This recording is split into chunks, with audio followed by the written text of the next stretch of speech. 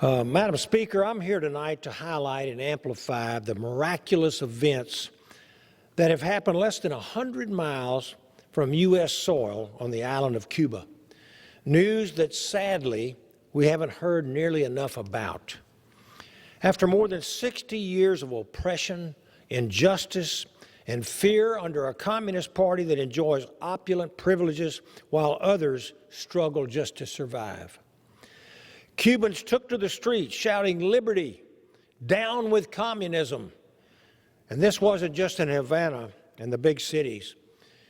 Renewed calls for freedom were heard all across small villages and towns in the Cuban countryside. These brave protesters, many of them young people, they knew their appeals would be met with violence. They understood that they would be putting themselves and their families at grave risk. They knew they would be labeled enemies of the state, enemies of the revolution, and they would be arrested or potentially even murdered. Today, I'd like to let each of my liberty-loving Cuban brothers and sisters out there know we hear you. I commend your outstanding and astounding courage, your thirst for freedom, and your desire for true justice in Cuba.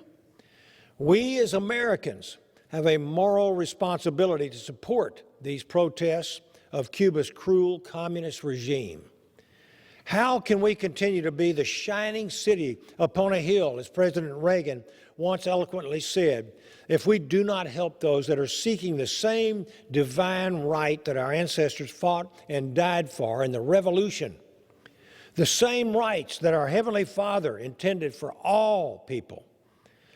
I think it's time for the reign of dictatorship and terror to come to an end, and for freedom and for liberty to take their rightful place. Thank you, and I yield back.